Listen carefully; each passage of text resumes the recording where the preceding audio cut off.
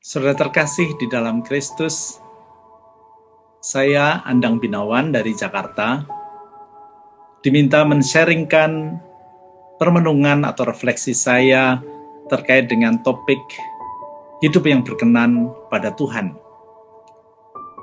Maka kali ini saya ingin men-sharingkan suatu teks yang sekaligus saya harap menjadi doa kita, yang bagi saya sangat bagus karena berasal dari kata-kata Yesus sendiri yang ada di dalam Injil Yohanes bab 15 ayat 1 sampai 8. Mari kita hening sejenak.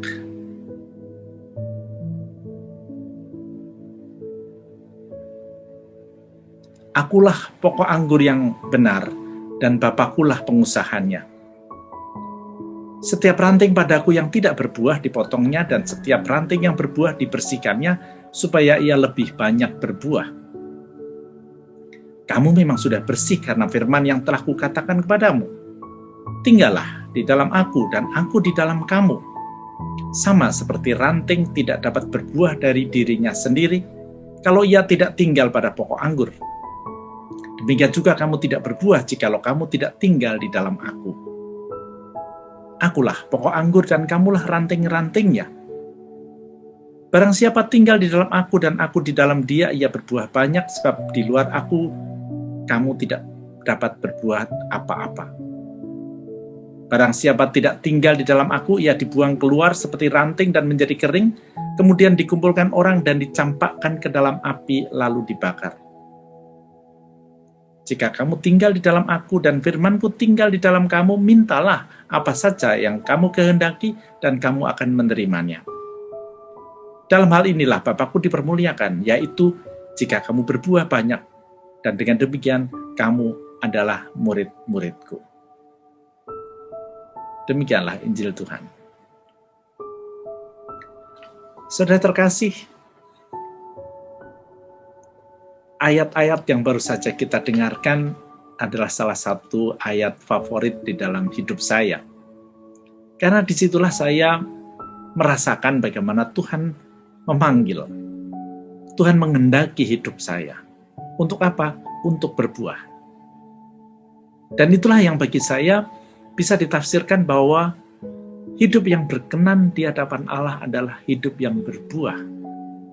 Tapi nanti dulu.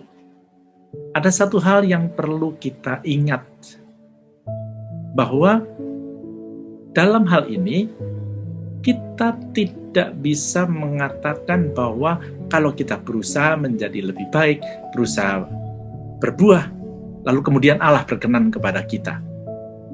Salah. Karena apa? Ingat, di dalam cahaya kekristenan, di dalam cahaya iman Kristiani, Allah lah yang datang lebih dahulu kepada kita. Allah yang mengasihi kita lebih dahulu. Jadi berkenan pada Allah bukan berarti bahwa kita kemudian menjadi dikasihi. Tidak. Kita dikasihi lebih dahulu, dan kalau kemudian kita menerima kasih-Nya, kita berbuah. Di sanalah berkenan pada Allah berarti bahwa kita hidup sesuai dengan panggilan Tuhan. Panggilan Allah yang kita sebut Bapa adalah panggilan supaya kita menjadi lebih baik dari hari ke hari. Buah apa? Tentu saja banyak sekali. Tetapi yang juga kadang-kadang sering kita tafsirkan bahwa berbuah itu berarti kalau kita berkarya luar biasa. Kalau kita mempunyai banyak uang untuk kita berikan kepada orang-orang, itu tidak salah memang, tetapi sangat tidak cukup. Karena berbuah sebenarnya paling pokok adalah kalau kita sungguh-sungguh menerima Allah di dalam diri kita, dan seperti dikatakan oleh Santo Paulus, kalau kita mempunyai buah roh, ada damai, ada kasih, ada sukacita, ada penguasaan diri, ada kelembutan, ada kesabaran. Nah, Bisakah kita sungguh menerima Allah di dalam hati kita? Memang tidak gampang. Karena kita masih suka sekali dalam hidup beriman pun lebih mementingkan diri kita sendiri. Lebih mementingkan ego kita. Dan itu tercermin salah satunya di dalam doa kita, bukan? Kalau kita berdoa, apa yang kita lakukan? Kalau kita berdoa, sehabis kita membuat tanda salib, kita lalu mungkin memang bersyukur kepada Tuhan, kita mohon ampun kepada Tuhan. Lalu, apa yang kemudian kita lakukan? Minta. Habis minta, mohon. Habis mohon, minta lagi. Habis minta, mohon lagi. Lalu kemudian kita buat tanda salib, dan selesai doa kita. Yes, betul. Itu tidak salah memang, tetapi tidak cukup.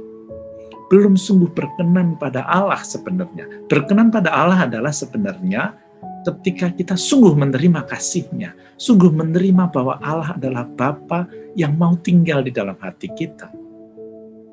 Doa Bapa kami biasanya memang kita ucapkan pada bagian akhir sebelum kita membuat tanda salib sebagai doa penutup kita. Karena sering ada ungkapan, doa yang tidak sempurna ini kita satukan dengan doa yang diajarkan Yesus sendiri kepada kita. Nah, yang diajarkan Yesus sendiri kepada kita, itu pun kadang-kadang kita gagal fokus. Karena lebih menekankan, berilah rezeki pada hari ini. Lupa bahwa di bagian pertama ada kata-kata yang sangat indah. Datanglah kerajaan-Mu, jadilah kehendak-Mu. Kerajaan Allah adalah ketika Allah di dalam hati kita, dan disitulah Allah berkenan. Tetapi ada kata-kata, datanglah kerajaan-Mu, jadilah kehendak-Mu. Jadilah kehendak-Mu inilah yang menjadi penting. Artinya, kita menerima Allah sebagai Bapa. Itulah hidup yang berkenan pada Allah. Bagaimana konkretnya? Sebenarnya, salah satu konkretnya tentunya adalah berusaha menerima segala macam pengalaman kita, jatuh bangun kita sebagai penyelenggaraan ilahi. Tetapi tentunya tidak berarti bahwa kemudian kita tidak berusaha. Justru ketika kita berusaha sungguh-sungguh, tetapi ada pergumulan di sana, ada jatuh bangun. Nah, disitulah kita mencoba dan berusaha melihat kehendak Allah. Kalau kemudian kita bisa menerima jatuh kita, kecewa kita, sakit kita di dalam kacamata Bapa yang sungguh amat baik, dan kemudian kita tetap bisa tersenyum, kita tetap bisa damai, kita tetap bisa tenang dan bisa menguasai diri, ada buah roh di sana. Dan itulah yang kita bagikan kepada sesama. Bukankah tadi juga dikatakan bahwa kita harus saling mengasihi. Mengasihi berarti kita berusaha memberikan apa yang ada pada kita. Maka, saudara terkasih, saya ingin mengakhiri sharing singkat ini dengan mengatakan, mari kita belajar mengasihi dengan memberikan yang mungkin tampak sederhana, tampak kecil di dalam hidup kita. Cukup misalnya dengan senyum, tetapi bukan sekedar senyum supaya Allah berkenan, tetapi kita tersenyum karena Allah telah kita terima di dalam hati kita. Kita telah terima kehendak-Nya, kita terima kehadiran-Nya sebagai Bapa yang sungguh amat baik. Disitulah kita akan berbuah. Buah kita bukan hanya lebat, tetapi juga manis, supaya kasih kita sungguh dapat dirasakan oleh para sahabat, oleh para kerabat, dan juga bagi masyarakat. Tuhan memberkati. Mari kita bersama-sama bertumbuh dan berbuah dengan menerima kehendak Bapa di dalam diri kita. Amin.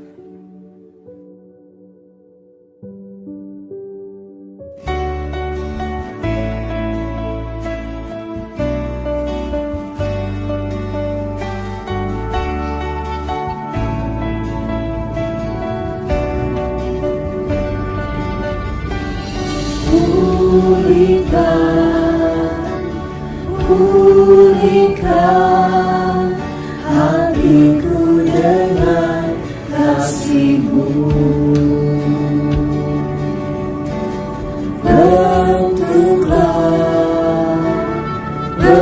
Bentuklah hatiku jadi seperti-Mu.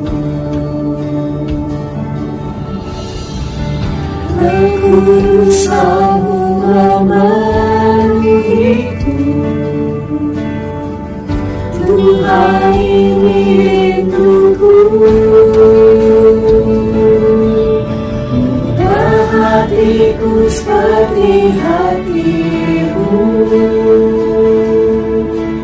Kudus berkenan bagi-Mu. Bagaikan emas yang murni, bentuk hatiku selalu. Biarku menjadi ciptaan baru, bebas dari semua yang jahat. Serupa dengan gambar-Mu, suci dan kuduskan hatiku, Tuhan.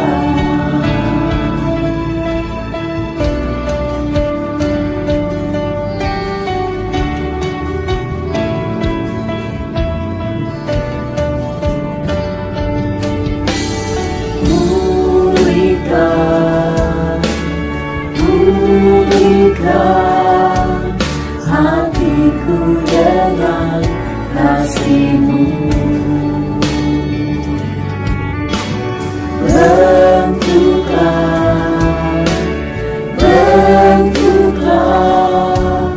hatiku jadi seperti-Mu.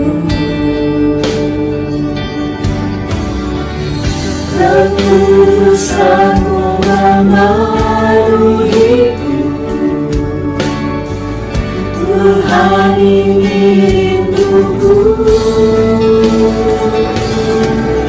Ubah hatiku seperti hati-Mu. Kudus berkenan bagi-Mu. Bagaikan emas yang murni, bentuk hatiku selalu.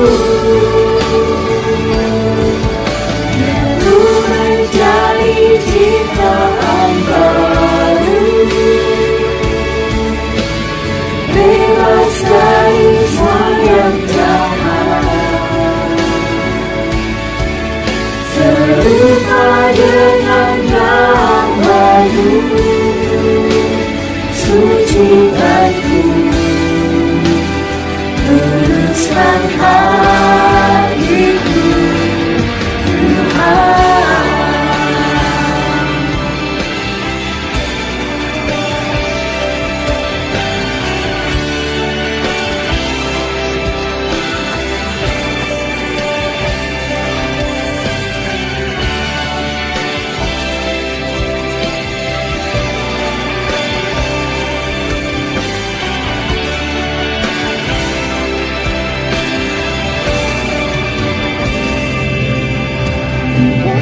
Hatiku seperti hati-Mu.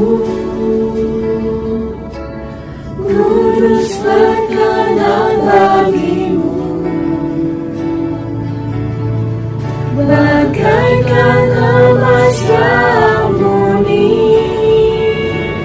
bentuk hatiku selalu. Biarku menjadi ciptaan baru, bebas dari semua yang jahat. Serupa dengan